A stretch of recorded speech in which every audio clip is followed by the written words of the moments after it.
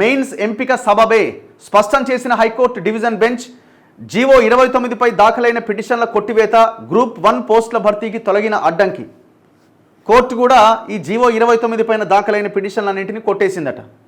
కానీ నిజానికి ఇది జెన్యూన్ డిమాండ్. ఇది రిజర్వేషన్స్, దీనివల్ల ఎస్సీ ఎస్టీ బీసీలు తీవ్రంగా నష్టపోతున్నారన్నది వాస్తవం. వీళ్ళు ఇంతమంది సెలెక్ట్ అయ్యారు, వాళ్ళు ఇంతమంది సెలెక్ట్ అయ్యారని లెక్క చెప్పినా ఓవరాల్గా ఈ జీవో వల్ల నష్టం జరుగుతుంది తప్ప న్యాయం అయితే లేదు.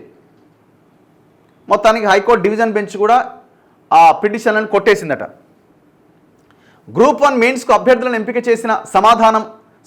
ఎంపిక చేసిన విధానం సబబే అని హైకోర్టు డివిజన్ బెంచ్ స్పష్టం చేసింది. జీవో 55 స్థానంలో జీవో 29 అమలును, మెయిన్స్ పరీక్షలకు అభ్యర్థుల ఎంపికను సవాల్ చేస్తూ దాఖలైన పిటిషన్లను కొట్టేసింది హైకోర్టు డివిజన్ బెంచ్. గ్రూప్ 1 చుట్టూ అలుముకున్న వివాదాలకు ముగింపు పలికి ఎంపిక ప్రక్రియకు అడ్డంకులు తొలగించింది.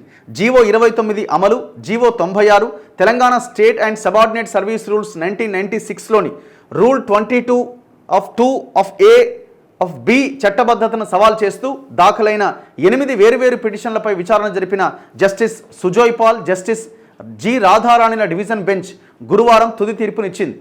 పిటిషన్ దాఖలు చేయడంలో ఆలస్యం కారణంగా high court single judge, division bench supreme court కొట్టేసిన అంశంపై మళ్లీ విచారణ జరపడం సబబు కాదని వ్యాఖ్యానించింది.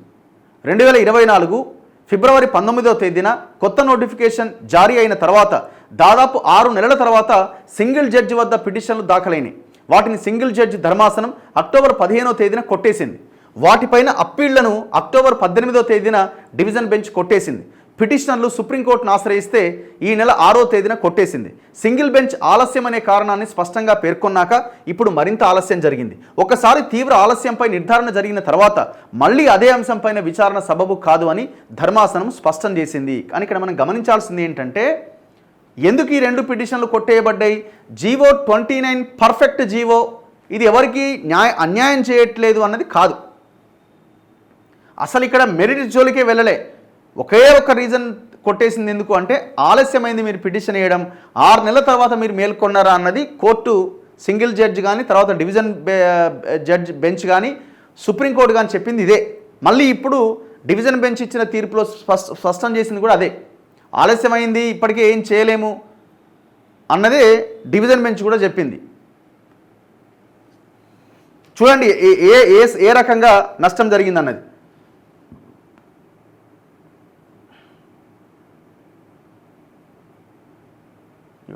పాతదాన్ని రద్దు చేసి కొత్త నోటిఫికేషన్ ఇవ్వడమే కాకుండా పోస్టులను 503 నుంచి 563కు పెంచారు. గేమ్ రూల్స్ను మధ్యలో మారుస్తూ చట్టవిరుద్ధంగా జీవో 29ని తీసుకొచ్చారు. గతంలో జీవో 55ని సమర్థించిన ప్రభుత్వం ఇప్పుడు జీవో 29 అమలు చేయడం చెల్లదు. రిజర్వ్ కేటగిరీ అభ్యర్థికి ఎక్కువ మార్కులు వస్తే జనరల్ కోటాలో బెర్తు దక్కాలి. ఒకవేళ బీసీలు కానీ, ఎస్టీ ఎస్సీలు కానీ వాళ్ళకి రిజర్వేషన్ ఉన్న కారణంగా ఎక్కువ మార్కులు వస్తే జనరల్ కోటాలో రావాలి సీటు, కానీ అట్లా వస్తలేదు. మధ్యలో రూల్స్ను మార్చడం వల్ల 1:50 నిష్పత్తికి విరుద్ధంగా ఎక్కువ మంది అభ్యర్థులు మెయిన్స్కి ఎంపికయ్యారు.